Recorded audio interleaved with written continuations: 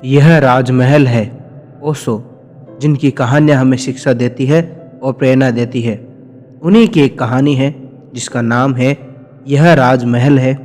आज हम आपके लिए लेकर आए हैं। स्वागत है आप लोगों का हमारे यूट्यूब चैनल आरटी शिकवाल पे।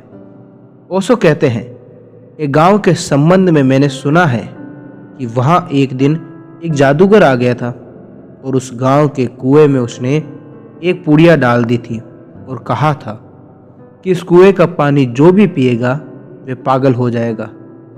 एक ही कुआं था उस गांव में, एक कुआं और था, लेकिन वह गांव का कुआं नहीं था, वह राजा के महल में था।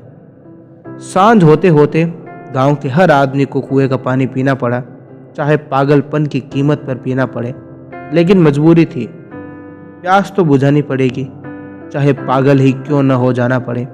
गांव के लोग अपने को कब तक रोकते, उन्होंने पानी पिया। सांझ होते होते पूरा गांव पागल हो गया। सम्राट बहुत खुश था, उसकी रानियां बहुत खुश थी।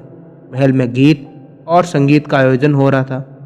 उसके वजीर खुश थे कि हम बच गए, लेकिन सांझ होते होते उन्हें पता चला कि गलती में है वे, क्योंकि सारा महल सांझ होते होते गांव के पागलों ने घेर लिया। पूरा गांव हो गया था पागल। राजा के पहरेदार और सैनिक भी हो गए थे पागल। सारे गांव ने राजा के महल को घेर कर आवाज लगाई कि मालूम पड़ता है कि राजा का दिमाग खराब हो गया है। हम ऐसे पागल को अपने सिंहासन पर बर्दाश्त नहीं कर सकते। महल के ऊपर खड़े होकर राजा ने देखा कि बचाव का कोई उपाय नहीं है। राजा अपने वजीर से पूछने लगा कि अब क्या होगा। हम तो सोचते हैं कि भाग्यवान हैं हम कि हमारे पास अपना कुआं है। आज ये कुआं हमें महंगा पड़ गया।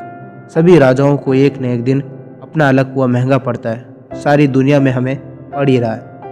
जो अभी भी राजा है, कल उनको भी कुआं महंगा पड़ेगा। अलग कुआं खतरनाक है, लेकिन तब तक ख्याल नहीं था।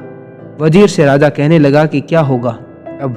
वजीर ने कहा, अब कुछ पूछने की जरूरत नहीं है। आप भागे पीछे के द्वार से और गांव के उस कुएं का पानी पीकर जल्दी लौट आए, अन्यथा यह महल खतरे में है। सम्राट ने कहा, उस कुएं का पानी? क्या तुम मुझे पागल बनाना चाहते हो?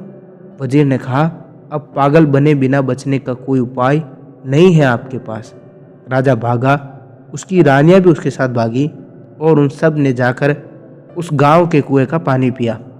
और उस रात उस पूरे गांव में एक जलसा, एक त्योहार मनाया गया। सारे गांव के लोगों ने खुशियां मनाई, बाजे बजाए, गीत गाए, नृत्य किए और भगवान को धन्यवाद दिया कि हमारे राजा का दिमाग ठीक हो गया है, क्योंकि राजा भी भीड़ में नाच रहा था और गालियां बक रहा था। अब राजा का दिमाग ठीक हो गया है, क्योंकि हमारी नींद सार्वजनिक है, सार्वभौमिक है, क्योंकि हम जन्म से ही सोए हुए हैं, इसीलिए हमें पता नहीं चलता है इस नींद में हम क्या समझ पाते हैं जीवन को। इतना ही नहीं, ये शरीर जीवन है। इस शरीर के भीतर जरा भी प्रवेश नहीं हो पाता है। ये समझ वैसी है जैसे किसी राजमहल के बाहर दीवार के आसपास कोई घूमता हो और समझता हो कि यह राजमहल है। दीवार पर, बाहर की दीवार पर, चार दीवारी पर, परकोटे के बाहर कोई घूमता हो और सोचता हो कि यह राजमहल है। इस प्रकार ओशो की एक कहानी राजमहल आपको कैसी लगी? इस कहानी से आपने क्या सीखा, क्या प्रेरणा ली, क्या शिक्षा ली, और ये कहानी आपको कैसी लगी? ये सभी बातें आप कमेंट बॉक्स में ज़रूर लिखें। और ऐसे वीडियोज़ के लिए हमारे चैनल आरटी शिकवाल को सब्सक्राइब करके बेल आइकन ऑन ज़रूर करें।